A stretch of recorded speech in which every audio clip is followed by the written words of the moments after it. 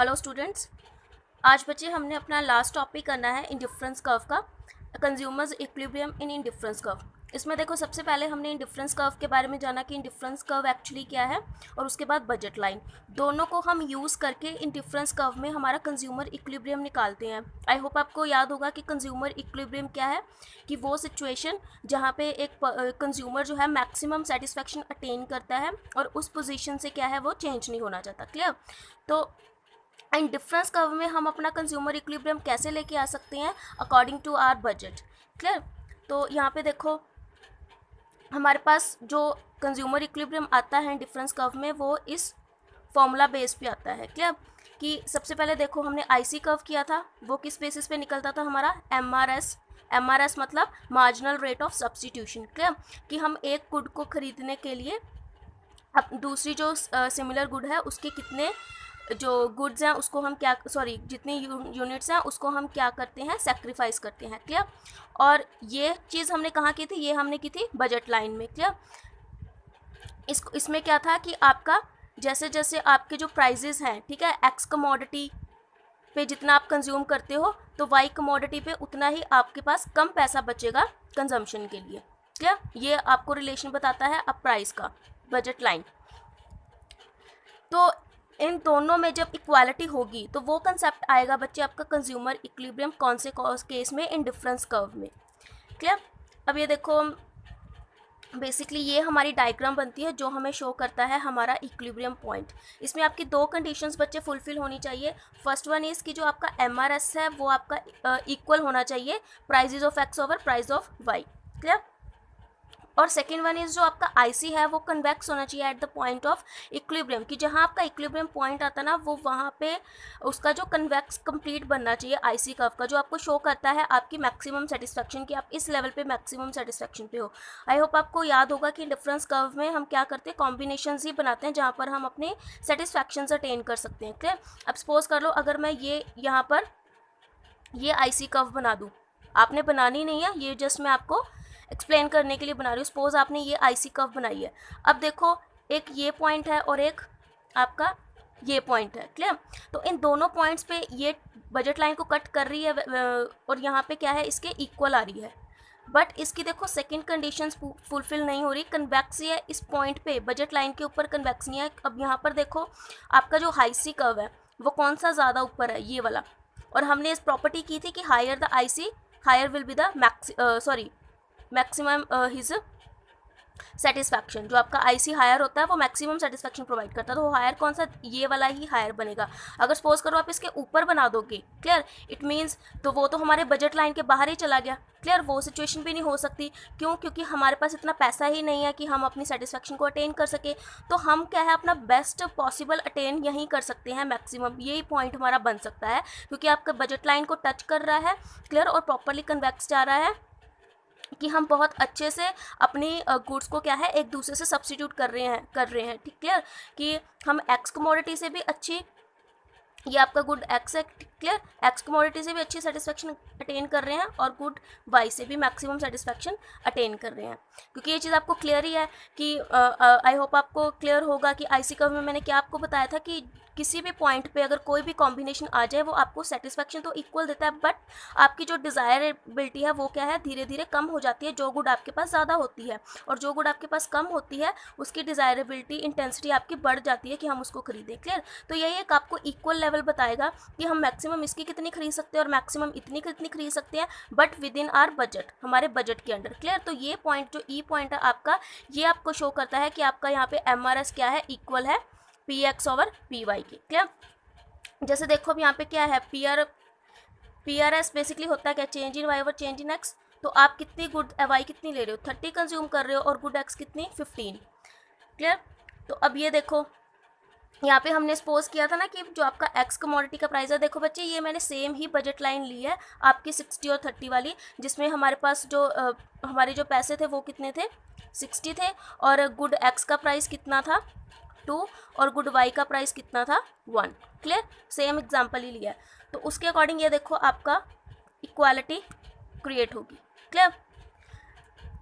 ऊपर वाली कंडीशन देखो बच्चे, यहाँ पर आपका एमआरएस ज़्यादा होगा as compare to P x P y. क्यों? क्योंकि देखो यहाँ पर आपके पास कितना है, अगर सपोज हम इस के अकॉर्डिंग चले, सपोज कर लो 50 है आपका, क्लियर, या इस पोजीशन पे 50 है और यहाँ पे देखो 5, ये सिर्फ सपोज कर रही हूँ मैं, ठीक है ना, 50 और 5। तो देखो गुड y कितना है 50 और गुड x कितना है 5, तो ये आपका इक्वालिटी दे रहा है, नहीं दे रहा, प्राइस के साथ आपका इक्वल नहीं आ रहा, ये उससे ज़्यादा आ रहा है, क्लियर। मतलब हम जो है इस पोर्शन को नहीं ले सकते, क्यों, क्योंकि हमारे बजट के ही बाहर जा रही हैं ये चीज़ें, क्लियर। इस पोजीशन में देखो बच्चे, इस पोजीशन में आप क्या है, प्रॉपरली अपने पैसे को यूटिलाइज ही नहीं कर पा रहे हो, आपका MRS कम जा रहा है PX/PY से। जैसे सपोज कर लो ये 10 है और यहाँ पे कितना है 25, 10/25 करोगे तो कितना आएगा 0.4, और आपकी वैल्यू कितनी है 2:1, इट मीन्स ये क्या है, कम है, क्लियर। तो मैक्सिमम सेटिस्फैक्शन बच्चे आपको यहीं पे मिलेगी जहाँ पे आपका MRS इक्वल्स होगा PX/PY के, और ये प्रॉपर कन्वेक्स होगा इस पॉइंट पे, जो एज अ टेंजेंट उसको कट करेगा, क्लियर, एक लिटिल बिट कट करके उसको जाएगा, तो ये आपका इक्विलिब्रियम पॉइंट होता है, क्लियर। यही बस आपने मेन इसमें करना है कंज्यूमर इक्विलिब्रियम में इन इंडिफरेंस कर्व, और ये इंपॉर्टेंट है और जनरली क्वेश्चन ये वाला आ भी जाता है, क्लियर। तो आपको ऐसे ही इसको एक्सप्लेन करना है।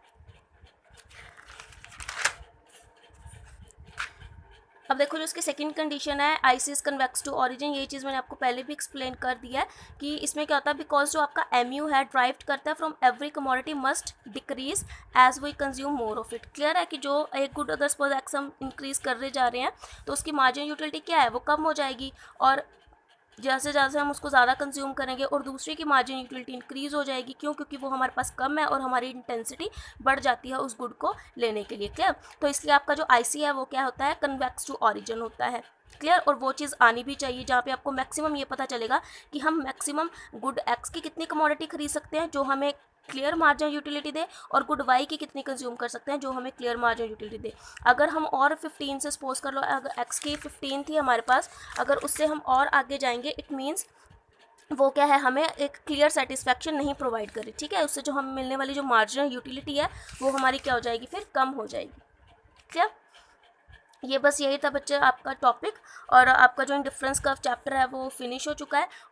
एक चीज़ बच्चे इसमें ध्यान रखनी है, जो सबसे इसमें इंपॉर्टेंट क्वेश्चन आता है और ऑलवेज पूछा जाता है, क्लियर, कि जो दो गुड्स की ये चीज़ हमने की थी कंज्यूमर इक्विलिब्रियम में कि मार्जिन दो गुड्स की हम इक्वालिटी अगर देखें, ठीक है ना, तो दोनों इक्वल होनी चाहिए कि हम उनको अच्छे से क्या कर रहे हैं, कंज्यूम कर रहे हैं। तो ये आपका क्या था, margin utility of x divided by P x, ये हमने यूटिलिटी एनालिसिस में ये चीज़ की थी, clear.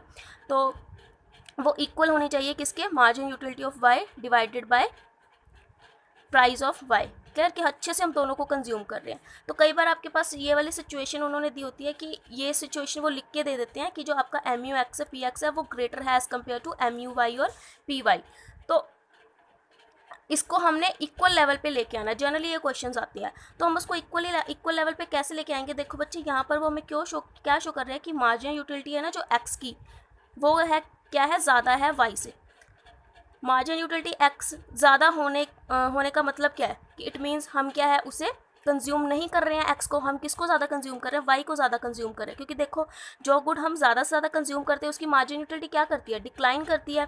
It means MU Y जो है इसीलिए कम है इससे, क्यों, क्योंकि हम वाई गुड को क्या कर रहे हैं, ज़्यादा कंज्यूम कर रहे हैं। तो फिर हम इस सिचुएशन में क्या करेंगे, हम एक्स कमोडिटी को ज़्यादा कंज्यूम करना शुरू कर देंगे, जिससे धीरे धीरे उसकी मार्जिन यूटिलिटी क्या है, कम होती जाएगी, और तब तक कंज्यूम करेंगे जब तक वो दोनों क्या है, इक्वल नहीं हो जाते, क्लियर। सेकेंड सिचुएशन आती है जब MU वाई ग्रेटर होता है MU एक्स से। इसका मतलब क्या है कि मार्जिन यूटिलिटी ऑफ एक्स कम है मार्जिन यूटिलिटी ऑफ वाई से। इट मीन्स हम एक्स को क्या कर रहे हैं, ज़्यादा कंज्यूम कर रहे हैं यहाँ पर, और वाई को कम कंज्यूम कर रहे हैं, जिसकी वजह से उसकी मार्जिन यूटिलिटी जो क्या है वो ज़्यादा है। तो इस लेवल पे कैसे हम इक्वल लेके आएंगे, इसमें हम वाई कमोडिटी को क्या करेंगे, ज़्यादा कंज्यूम करेंगे, जिससे क्या है अगेन वो क्या किस पोजीशन पे आ जाएगा, इक्विलिब्रियम पोजीशन पे आ जाएगा, क्लियर। और ये जनरली बच्चे ऑलवेज क्वेश्चन पूछा जाता है, इंपॉर्टेंट क्वेश्चन है। इससे रिलेटेड कोई भी प्रॉब्लम है तो प्लीज़ बच्चे कमेंट करके पूछो। और बहुत से बच्चे हैं अभी तक वीडियोस नहीं देख रहे हैं, बच्चे प्रॉपरली टाइमिंग पे बेस पे अपनी जो है वीडियोस देखा करो, प्रॉपर 11 ओ क्लॉक मैं आपकी वीडियोस डाल देती हूँ।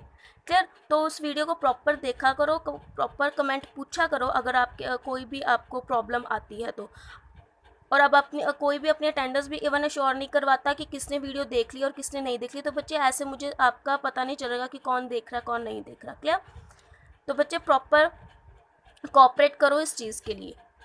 अगर आप ये सोचोगे कि कोई नहीं, मैम की वीडियोस पड़ी हैं हम देख लेंगे, बाद में देख लेंगे, तो वो चीज़ है कि आपके ऊपर ही एक प्रेशर बन जाएगा, आपके ऊपर ही बर्डन हो जाएगा। क्लियर? तो बच्चे टाइमली प्रॉपर देखा करो, क्योंकि वैसे भी मैं आपको 1 डे स्किप करके ही वीडियोस डालती हूँ ताकि आपको ज़्यादा प्रॉब्लम ना हो। बट आप टाइम टू टाइम ही बच्चे वीडियोस को देखो, उसको ज़्यादा डिले मत करो। ओके?